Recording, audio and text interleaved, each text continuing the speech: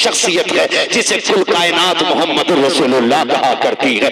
कहाँ मिलेंगे? का हरम शरीफ में मिलेंगे। बच्चा माँ का फर्माबरदार था। का ऐसे नहीं जाना है, पहले माँ से इजाजत लेके आऊंगा।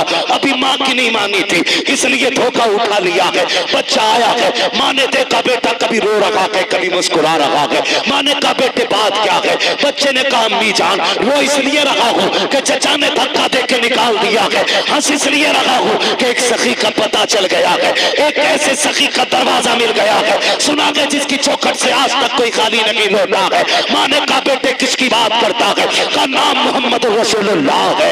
माँ ने कहा ना बेटे उसके दरवाजे पे मत चले जाना, सुना के जो उसके पास चला जाता है वो उसी का हो जाया करता है। ए बेटे सुना ये है कि वो लोगों की बात तो सुनता है लेकिन पहले अपना कलमा पढ़ाता है। बच्चे ने कहा अम्मी जान बात तेरी इज्जत की है, बात मेरी गैरत की है, इजाजत दे मैं वादा करता हूँ तेरी इज्जत की कसम जाकर मैं वादा करके जा रहा हूँ, अगर कलमा पढ़ाएंगे तो लौट आऊंगा और अगर नहीं पढ़ाएंगे तो उनसे चादर लेके आऊंगा। माँ ने कहा बेटे जा तो रहा है, ख्याल रखे कलमा नहीं पढ़ना है, उनसे दूर से बात करनी है। आओ मेरे नबी की शान देखो।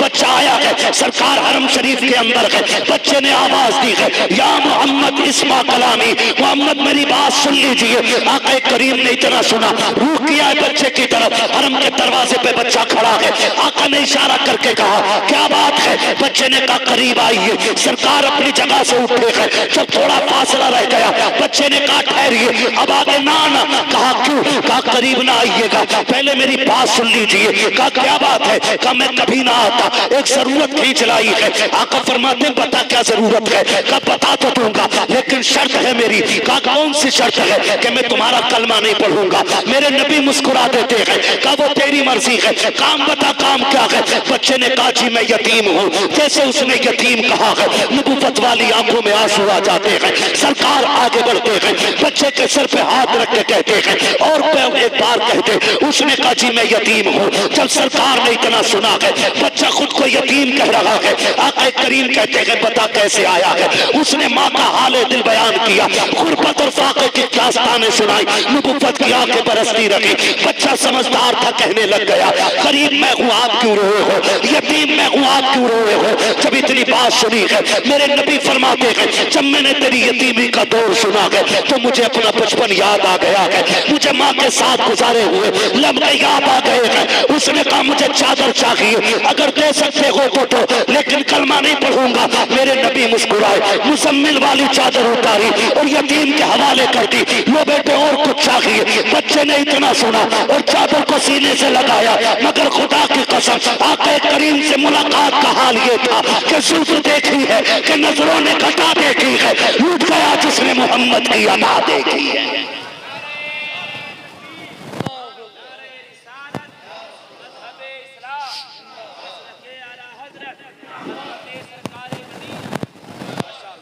बच्चे ने ली चादर, लगाई सीने से, चाहा घर जाऊं, लेकिन चादर सीने से लगनी थी, इश्क दिल में घर कर गया था।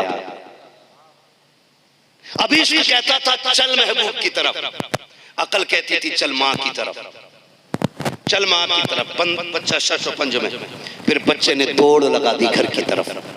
जैसी चादर लेके पहुंचा ना, माँ कहने लगी बेटे ले आया चादर? पहले बता तूने कलमा तो नहीं पढ़ा। उसने कहा अम्मा ये सारे मक्के वाले झूठ बोलते हैं, उससे ज्यादा बड़े अखलाक का मालिक तो किसी माँ ने पैदा ही नहीं किया।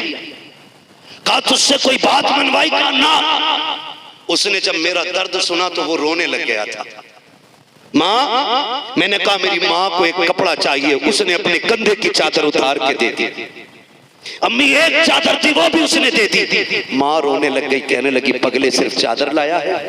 कहा और क्या लाता? कहा उस नबी का दीन घर तक क्यों नहीं लेके आया है? माँ ने कहा चल एक काम कर, चादर ले और वहां ले चल जहां मक्के का अमीन बैठा हुआ है। माँ बेटे दोनों दरवाजे पे आ गए और आकर फिर बच्चे ने हुजूर को सदा दी। हुजूर ने मुड़ के फिर देखा, क्या बात है, कुछ और चाहिए? बरेली से आवाज आती है, आता है फकीरों पे उन्हें प्यार कुछ ऐसा। खुद भीख दें और खुद कहे मंगते का भला हो। मंगता तो है, मंगता कोई शाहों में दिखा दो, जिसको मेरे सरकार से टुकड़ा ना मिला। कहा और क्या चाहिए? उसने इशारा किया आइए उठ के। मेरे नबी गए, कहा बेटे कैसे आना हुआ? खातून कहती महबूब सिर्फ चादर ना दे, हाथ बढ़ा के कलमा बढ़ा ले, मुझे भी दीन में दाखिल करवा ले। खुदा की कसम, गोया वो बरेली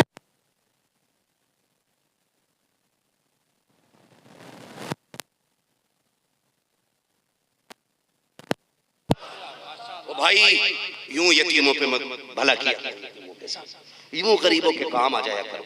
ये वो नेकियां हैं जो मुट्ठी बंद करके की जाएंगी और इसका सिला अजर में सबको खोल के दिखाया जाएगा, है ना।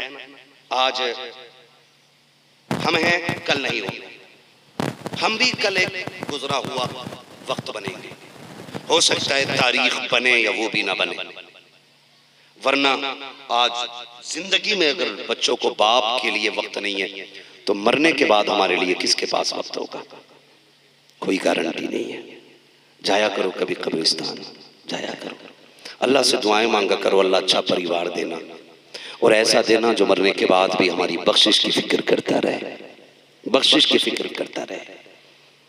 शाकिर भाई एक भाई से छोटे थे, है ना, सबसे बड़े नहीं थे ना, बड़ों से छोटे थे, बड़ों से छोटे थे, लेकिन पूरे परिवार को बड़ा बन के चला रहे थे। बाकी सारे भाई बहुत सीधे, अल्लाह सबको सलामत रखे। एक बात और आखिर में कह दूं, सुन लेंगे 3 मिनट और मैं बात कहने लगा हूं। एक बात और कह दूं कि अगर आपकी कामयाबी में बड़े भाई की मेहनत लगी है ना तो उसे फरामोश ना करना। अक्सर ये होता है बड़ा भाई मजदूरी करता रहता है और छोटे भाइयों के जेब पे कलम लग जाता है, फिर उसको धक्का मार के अलग करके कहते हैं तूने मेरे लिए क्या किया है? सुन, उसने बाप बन के पाला है आपको। अगर वो मजदूरी ना करता, तेरी जगह खेती ना करता ना, तो आज तेरी जेब पे कलम नहीं होता, आज तेरे बदन पे कोट नहीं होता। धक्के दे के अलग न करना। आप पीएम एसडीएम कुछ भी बन जाओ, अल्लामा बन जाओ, पीर बन जाओ, लेकिन जिसकी मेहनत लगी है ना उसकी कुर्सी अलग ना डालना।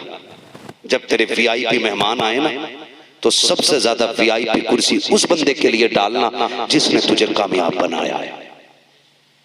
और लोग पूछे कौन है ये, तो कहना ये वो है जिसकी वजह से आज ये इज्जत अल्लाह ने अता की है।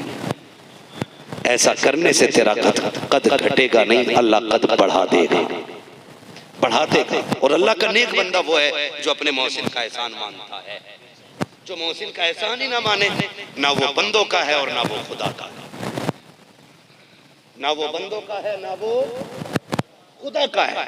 तो कुछ नेक काम ऐसे भी कर जाने जरूरी नहीं है सबको ऐसा परिवार मिल जाए। लोग भूल जाएंगे। कब्रिस्तान जाते हैं ना, देखें कब्रिस्तान, कब्रें देखिए, ये जितनी ऊंची होती होंगी ना, कब्रें देखिए, है ना, बहुत ज्यादा ऊंची नहीं होती है, बहुत ज्यादा लंबी, वजूद भर मिट्टी मिलनी है, इससे ज्यादा नहीं, बस जितना आपका कद है उतनी जमीन आपको मिलेगी, उससे ज्यादा। कब्रिस्तान जाते देखे होंगे कि कुछ कब्रें ऐसी हैं जिनमें कोई फूल डालने वाला नहीं, और कुछ ऐसी भी कब्रें जिनमें कोई मिट्टी डालने वाला भी नहीं है। तख्ते टूट गए हैं, कब्रें बैठ गई हैं, कुछ में कफन के धागे नजर आ रहे हैं, कुछ में हड्डियां दिख रही हैं। सोच, क्या वो लवारिस थे, उनका परिवार नहीं था, या वो जमीन वाले नहीं थे? सब कुछ था, लेकिन उनके पीछे अच्छे लोग नहीं थे। फूल तो बड़ी बात है, लोग मिट्टी डालने आ जाएं तो ये बहुत बड़ी बात होती है। ये दुनिया बड़ी बेवफा है, इसके लिए रब को नाराज न करना, इसके लिए रसूल को नाराज न करना, इसलिए कि ये इतनी बेवफा है, तेरी सांस रुकने की देर है, तेरे कपड़े उतारने के लिए तैयार नहीं होंगे। जिस चारपाई पे तेरा दम निकला है उस पे तेरा बेटा लेटने तैयार नहीं होगा। है कोई जो बाप के उतरे हुए कपड़े पहन ले बेटा? नहीं, गठरी बांध के फकीर को दे दो। बड़े बड़े कीमती कपड़े गरीबों को उठा के दे दिए जाते, पहन लो तो कोई नाजायज है? बोलो, नाजायज नहीं है ना, फिर पहनते क्यों नहीं? क्योंकि ये दुनिया बड़ी बेवफा है, बड़ी बेवफा है, कोई किसी का नहीं है, कोई किसी का नहीं है। अल्लाह से दुआएं मांगा करो, अल्लाह अच्छा परिवार देना, अच्छे लोग देना। सबसे पहली बात ये कहा करो, अल्लाह अच्छी मौत देना, ईमान पे मौत देना, मौला करीम इज्जत की मौत देना। और इस हाल में मौत देना कि जब जनाजे उठ रहे हो तो कोई बताए या ना बताए, हमारे कफन से आवाजें आई, लहद में उश्क रुखे शह का दाग लेके चले, अंधेरी रात सुनी थी चराग लेके चले, तेरे गुलामों का नक्शे कदम है रागे खुदा, वो क्या भटक सके जो ये सुराग लेके चले। कदर करें। और एक बात और कह दूं आखिरी, थके तो नहीं है ना अभी आप? कितने लोग थक गए? जो थके वो कहते हैं या रसूल अल्लाह, माशाअल्लाह। नहीं, मसला ये है कि हम हुजूर के नाम पे हर हाल में या रसूल अल्लाह कहने तैयार हैं, बोली खाली नहीं जाने देंगे, सारे बोले जरा या रसूल अल्लाह। हम यही तो कहते हैं यार, यही तो कहते हैं, नींद में भी हो तो बोल दिया करो, ताकि दुनिया को ये पता चल जाए कि ये कौम सबसे ज्यादा अपने हुजूर से इश्क करती है ना? अब सारे बोले जरा या रसूल अल्लाह। हाँ, हुनूस दिल्ली दूर है, तवज्जो है सारे लोगों की। मैं आपको आखिरी बात बता दूं, आखिरी बात, रिश्तों की कदर कर लें, यानी भाइयों की कदर कर लें। इसलिए कि भाई वो दीवार होती है जो भाई की कमर का जोर होती है। अल्लाह करे ये बात आपकी समझ में आ जाए। आप सोच रहे होंगे ना ये मौलवी बहुत दूर हट के बात कर रहा है जहन्नम जन्नत से। नहीं, मैं जन्नत और जहन्नम के इर्द गिर्द ही बात कर रहा हूं। ये आपकी कमर का जोर होता है आपका भाई। खुदारा कभी भाइयों को दौलत के मुकाबले में तोलना नहीं, कभी भाइयों को दौलत के मुकाबले में तोलना सारे बोले तोलना। ये देख, ये क्या है? देख लो क्या है? जेब। और यहां सीने के अंदर क्या है? जेब और दिल दोनों कहां है?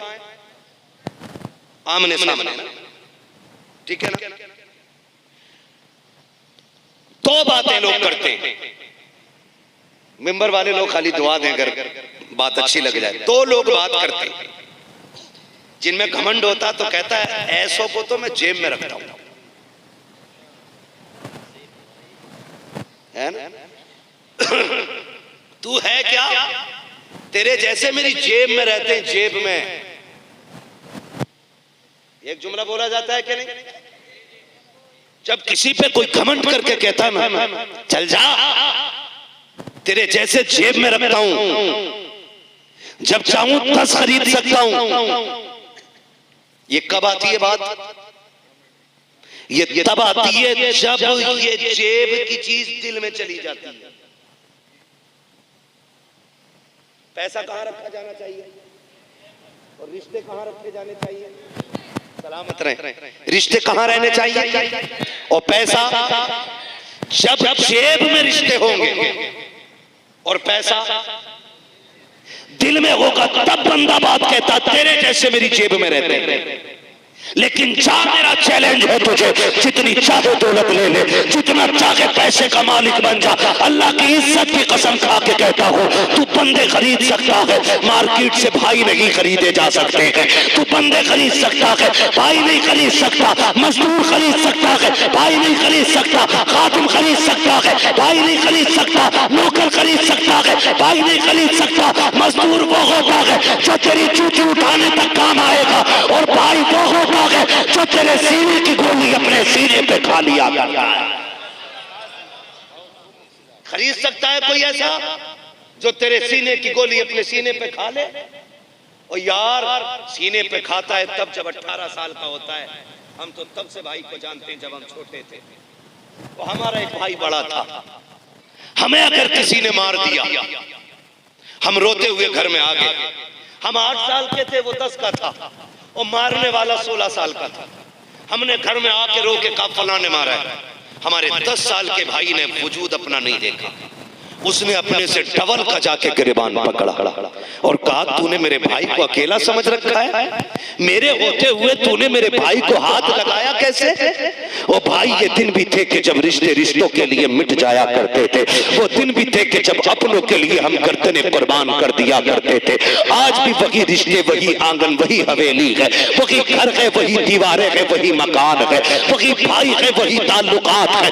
कल जो भाई भाई के लिए दूसरे का गिरबान पकड़ लेता था, आज टके भर की दौलत के लिए भाई भाई का गिरबान पकड़ के कचहरी में ले जा रहा है, भाई भाई को पकड़ के अदालतों में डाल रहा है, भाई भाई को रुसवा करने पे लगा है। हो क्या गया है? कल कल जो भाई भाई के लिए मर जाता था, आज भाई भाई को मारने पे क्यों आ गया है? तो सुनो, फर्क इतना है, जब हम छोटे थे तो दिलों में रिश्ते रहते थे, जब से जवान हुए हैं रिश्ते जेब में आ गए हैं, दौलत दिल में आ गई है। और तुम्हें खुदा का वास्ता रिश्ते दिल में रखा करो, दौलत जेब में रखा करो, इसलिए कि दौलत मेहनत से मिल जाती है, रिश्ते खुदा की रहमत से मिला करते हैं।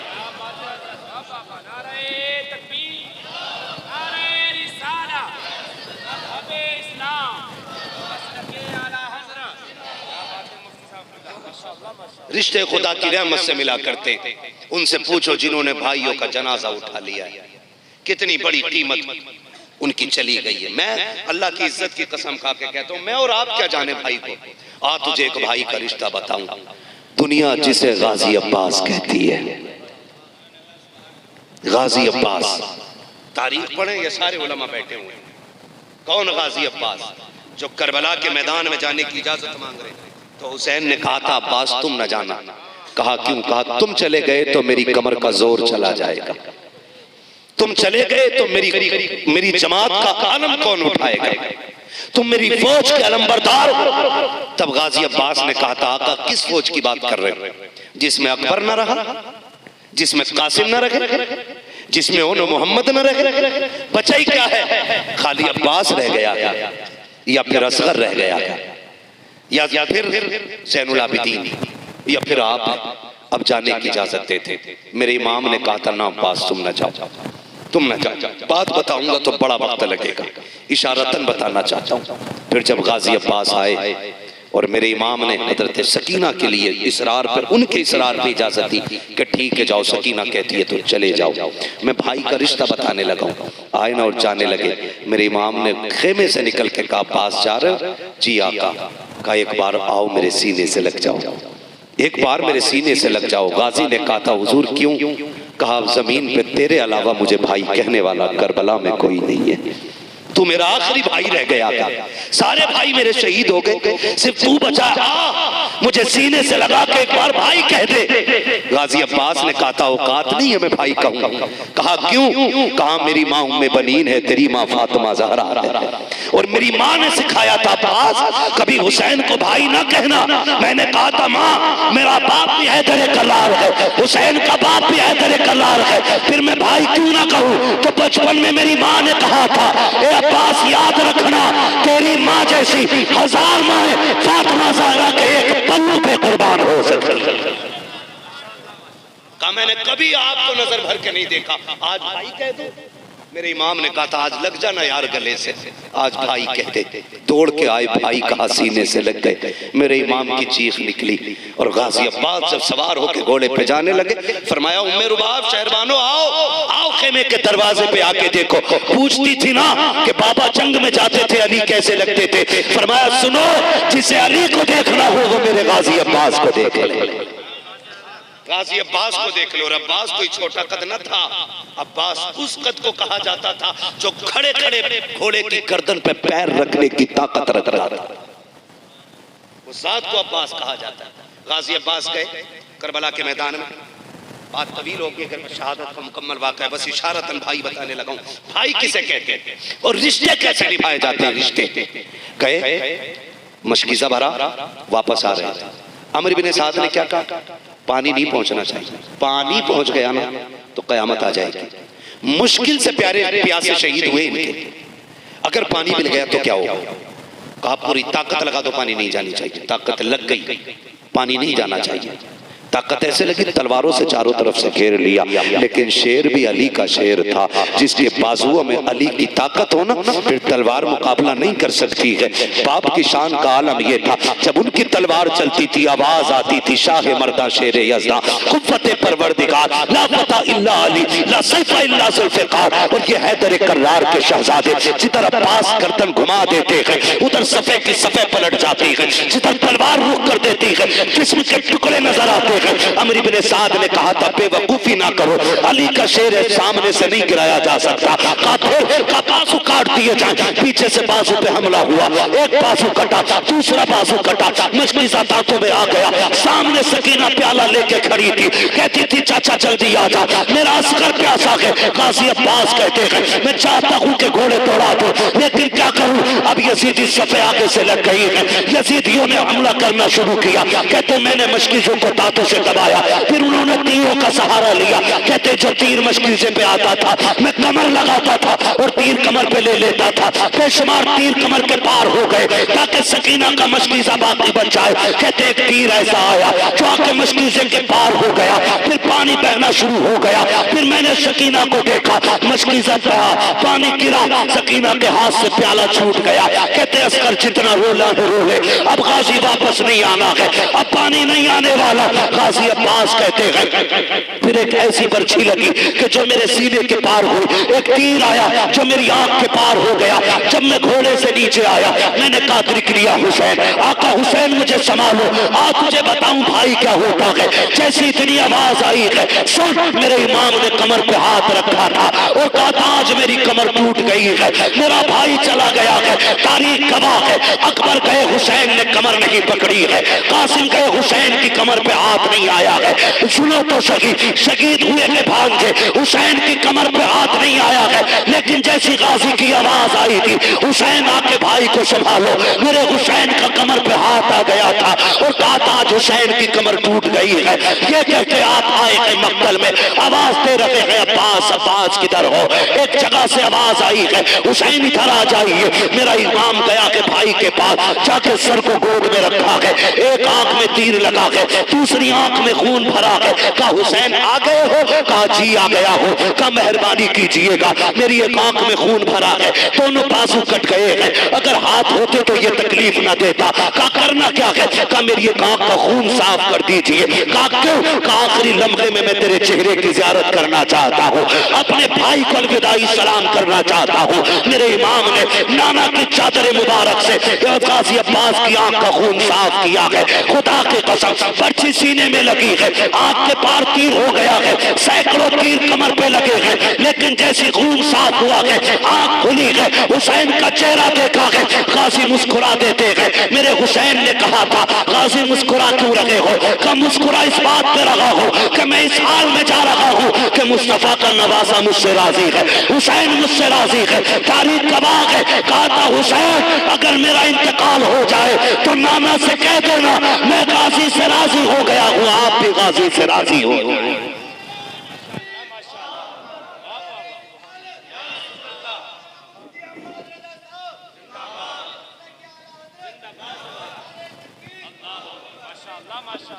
मुश्किल होती है जिंदगी भाइयों के बगैर, मुश्किल होती है। वो भाई चाय पी के भाई कहने वाले हजार मिल जाएंगे, खाना खा के भाई कहने वाले हजार मिल जाएंगे, लेकिन तेरे सीने की गोली अपने सीने पे लेने वाला भाई किसी बाजार में नहीं मिलेगा। तेरे लिए अपनी जान की बाजी लगा देने वाला भाई किसी मार्केट में नहीं मिलेगा। आज है तो इज्जत कर लो। अगर नापने वालों ने इंच 2 इंच ज्यादा नाप दी है, बांटने वालों ने कम बेशी कर भी दी है ना, तू तो भाई है ना, तेरा तो वो भाई है। सुन, अगर लोग लड़ाने पे आ जाए और वो कह दे 1 इंच नहीं दूंगा मर जाऊंगा, जाओ उसे सीधे से लगा ले। क्या पगले तू इंच भर की बात करता है, मुझे तेरे चेहरे में बाप का चेहरा नजर आता है, जा तू कहे तो सारी छोड़ दूं। इतना कह के देखना, खुदा की कसम वो भाई है तेरा, उसे चढ़ा दिया है किसी ने, आग लगा दी है किसी ने, इतना कह के तो दे। अगर वो दिल निकाल के तुझे न दे दे तो बात करना, दिल निकाल के न दे दे। लेकिन क्या करें, हमारे घर के फैसले जब से तीसरा बंदा करने लगा ना, फिर हमारे अंजाम जेल कोर्ट कचहरी हॉस्पिटलों के अंदर इमरजेंसी वार्ड हो गए।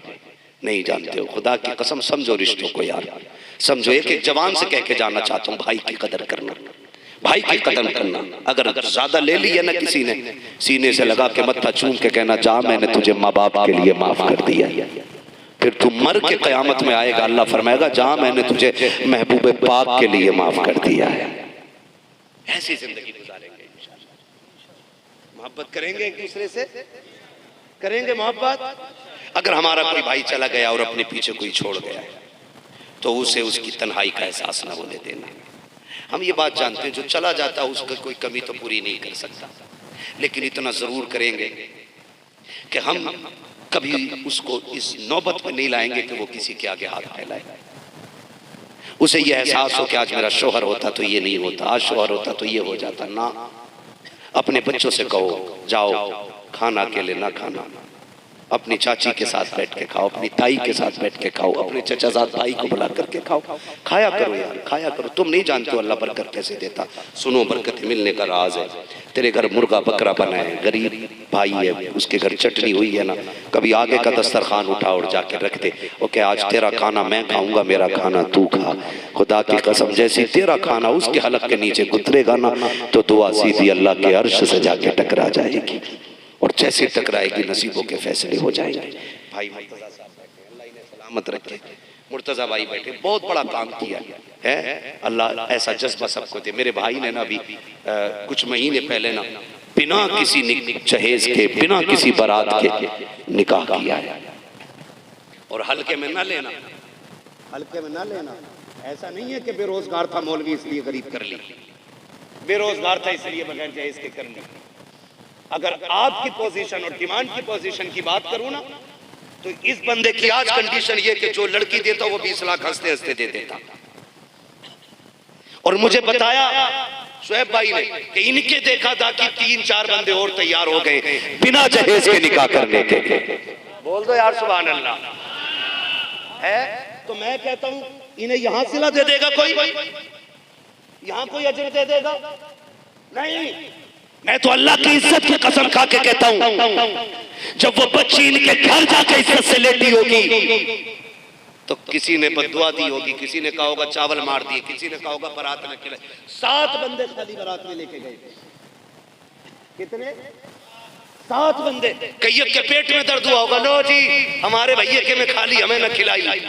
दुनिया ने बुरा कहा होगा, लेकिन बच्ची ने जब ख्याल किया होगा ना, मेरे बाप की मजदूरी, अगर इसके अलावा कोई और दूल्हा बन के आता तो 5 लाख खाने का खर्चा होता, मेरे बाप की कमर टूट जाती खाने खर्चे में, 10 लाख डिमांड होता, 5 लाख का जहेज होता, 25-30 लाख में आग लग जाती, उसकी आंख में आंसू आ गए होंगे और उसने झोली फैला के कहा होगा, अल्लाह इस घर में बरकतें देना, जिन्होंने तेरे महबूब की रजा के लिए मुझे निभाया है, अल्लाह महशर में निभा लेना। मैं नहीं जानता इन्होंने सुना कि नहीं सुना है, किसी ने सुना या नहीं सुना, जब बच्ची की झोली फैली होगी ज़हरा के बाबा ने उसकी आवाज को जरूर सुन लिया। आपसे गुजारिश है, एक नेकी ऐसे कर जाइएगा जो आखिरत के लिए बख्शिश का जरिया बने। करेंगे इंशाल्लाह, करेंगे इंशाल्लाह, गरीबों को निभाते रहे। मेरे भाई जितने भी भाई यहाँ बैठे हैं, मैं सबसे कहूँगा खुदारा, मैं जन्नत बांट के नहीं जा रहा हूँ, जन्नत मेरे बाप की नहीं है, जन्नत रसूल पाक की है, और इतनी सस्ती भी नहीं है कि मौलवी प्लेट की तरह उठा के दे दे। जन्नत उसे मिलेगी जो रब रसूल को राजी करेगा। कोशिश ये करें हम राजी कर लें। एक नेकी ऐसी कर जाओ जो आखिरत में काम आ जाए, एक नेकी कर जाओ। इमाम गजाली रहमतुल्लाह तआला अलैह के हवाले से गालिबन मशहूर है, जो इमाम गजाली का विसाल हुआ ना, किसी ने देखा जन्नत में, जन्नत में पूछा कैसे बख्शे, उन्होंने कहा बाकी तो कोई पुरसिश ही नहीं हुई। अल्लाह ने पूछा गजाली आ मैं तुझे जन्नत दूं। मैंने कहा मालिक क्यों? उसने कहा कि एक दिन तू लिख रहा था और तूने कलम डुबा के बाहर निकाला, तेरे कलम पे मक्खी आके बैठ गई, तूने इस नीयत से मक्खी नहीं उड़ाई कि शायद प्यासी है, और तूने कलम रोक रखा था। फरमाया रब ने मुझे तेरी वो अदा पसंद आ गई है, मैं तुझे जन्नत दे रहा हूं। यार अगर मक्खी को आप अल्लाह की रजा के लिए मखलूक समझ के आप उसकी प्यास बुझा दें, तो गजाली जैसा बंदा, गजाली जैसा जिसे आलम अरवाह में हुजूर ने तलब करके हजरत मूसा से मुलाकात कराई, उस बंदे को अल्लाह इसलिए बख्श दे रहा है कि तूने मक्खी की प्यास बुझा दी थी। अगर तुम किसी गरीब का सहारा बन जाओगे, खुदा की कसम, खुदा की रहमतें बढ़ बढ़ के तुम्हारा इस्तकबाल करेंगे इंशाअल्लाह। तलाश करें, गरीब ढूंढे, बेवा की बच्चियां देखें, ऐसी बच्चियां जिन्हें कोई बिना पैसे के ले जाने तैयार नहीं, बालों में सफेदी आ गई है, जाओ उन्हें इज्जत से अपने घर की इज्जत बना लो। तुम्हें मरने में देर लगेगी, तुम्हारी कब्र को जन्नत बनाने में मुस्तफा को देर नहीं लगेगी। करेंगे इंशाअल्लाह नौजवान ये काम कर ले, और कोई बड़ी बात नहीं है। ससुराल से कोई पलता नहीं है। ससुराल ये 50 लाख भी दे दे तो हलवा दामाद 5 महीने में खा देता। मुझे दामादों पे बात नहीं करनी, मैं कहता हूँ अच्छे दामाद बनिए, ठीक है ना। डिमांड नहीं करेंगे इंशाल्लाह, वादा करें इंशाल्लाह। कितने लोग जन्नत में जाना चाहते हैं, जरा हाथ उठा के बता दे भाई, मैं पहले उठा लूं, मुझे जाना है। भाई साहब आपको नहीं जाना है? ये